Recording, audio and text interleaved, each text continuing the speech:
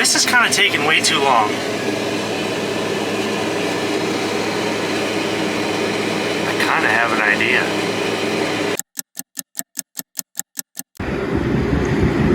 Wow. What are you doing, Joe? I was stuck. Really? Yeah. I couldn't get out of my girlfriend's driveway. Easy!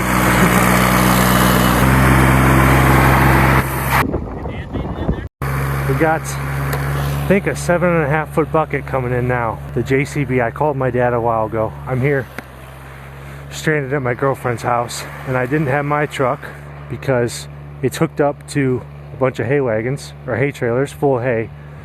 And I didn't even know, didn't really expect this. We were told like 3 or 4 inches. It came in, we got like 2 feet.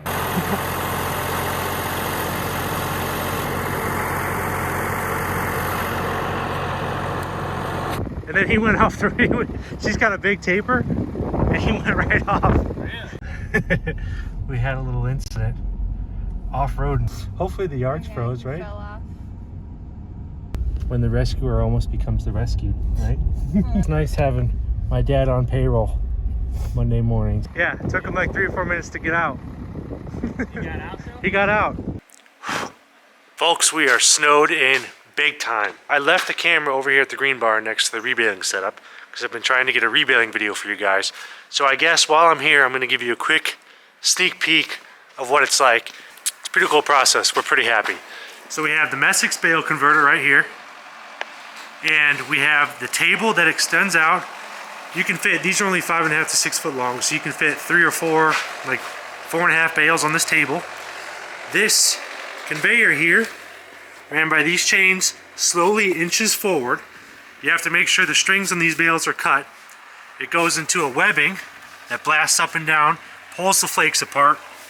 You can control both the speed and the distance of the reversing auger up there. That controls the size of the flakes that might ultimately push through. They fall down onto these cross augers here, run on this table, which as you can see we're snowed in. We'll get to that later. I'm not rebaling today. That tractor powers both the rebaler over there and this baler. It didn't quite have the hydraulics necessary to power this table, so we ran additional hydraulic hoses up past the baler over to that tractor out there, which runs the bundler. So the hay feeds up under here into our inline baler, yada yada, boom boom, crushes, flakes, slices, ties, kicks out here, ramps into there, into our multi-pack, and makes a bundle. That is not a bundle. I don't know what happened there. I haven't been rebaling the past few days. It's been Sam and Robbie. So it turns that into that. That is sold for significantly higher value than that. It just requires all of this. So I'll step outside and show you it from the outside here. I mean, this is a drift, but we're buried. So we have the bundler tractor over there and the Massey right here. Now, I promise the rebaling video is coming. We'll go more in depth and we will discuss some of these controls and everything. Right now it's a 2-man operation, just one telehandler and one guy pretty much manning this machine, watching the baler, occasionally watching the bundler. You have to clean up some messes like underneath the knotter on the baler, or there's some chaff buildup that you need to take care of, but it's pretty laid back. It's a good job. We got this side opened up quite a bit, so now there's a lot more room. And it's actually making, the lighting in here is not great, but it's making some pretty nice hay. The bales are very consistent, extremely nice. So let's get back to plowing snow. So I didn't even want to come over here, but like I said, I left the camera. That's a lot of snow. The skid steer is not very warm either. My dad is in the cab JCB. So we don't use this back trail that much, so I didn't get too creative or sophisticated plowing it. But I made myself one little path, and I guess I'll make it a little wider. Now this skid steer is truly impossible to control with one hand. You have forward and back and side to side over here, and then you control your bucket and your tilt here. So I can't really film this. I'll get going for a second here. Hit.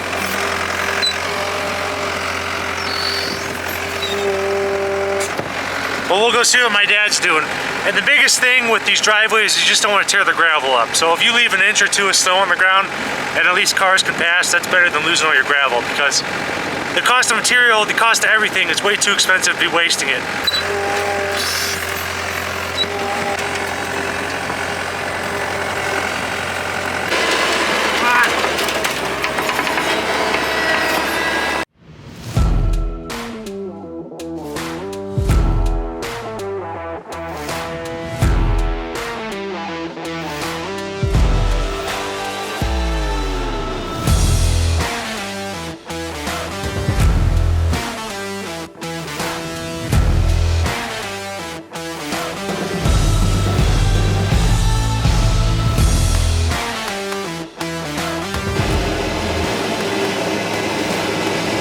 Eventually switched machines. I got cold. My dad relieved me in the skid steer, and I am just plowing with the JCB now. He's in front of me. We're working one of the last passes here.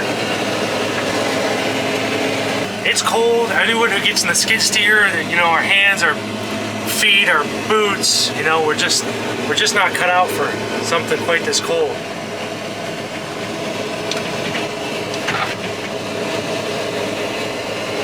This is kind of taking way too long. I kind of have an idea.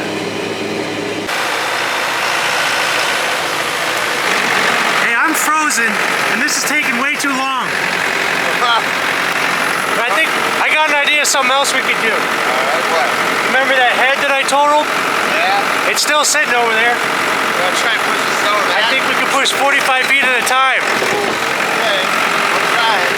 The plan is that head I totaled this fall on the 45-foot draper. I demolished it. I kinked it against the gas well head. Didn't think it was that bad at the time. Then I realized there's incredible structural damage here. That's covered up with snow, but you can actually see there's a hole there where the snow is not, because there's no longer an existing piece of the head. It's just a big gap. It's still here, so I think we might be able to clean the driveway up pretty fast with it. That 7.5-foot bucket and the skid steer bucket just was taking way too long. You hooking up? I'll try. You guys like my dad's hat? Hey Dad, have you ever combined in January? Yeah, I have. February? I think I've combined this about every month of the year. Really? Yeah. There's been times when winter set in on us and we were finished up some of the beans in March and April. You notice a yield drop then? Oh yeah. Yeah? Yeah, sometimes those lake effect snows move in here, and it's nothing to have 5-6 inches in October even. And it just lasts all... And if it doesn't get warm, it doesn't get out of the beans. Wow. That's why I'm just trying to be the hay farmer. As soon as it snows, I'm done. I'll see you later.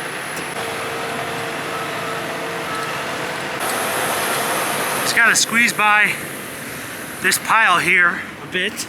He should be able to lift his head up and kind of tuck himself and turn at like a 45 to 60 degree angle around that pile and not hit that machine and not wipe this pile out either. By golly, he got it.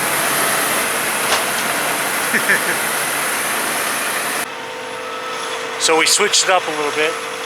The field's good and frozen. He just went forward and turned around instead of trying to jockey. We were getting pretty close to that light on the combine, which I can move. Yeah, that works great. This is clearing the lot way faster. 45 feet of snow clearance. Right into it.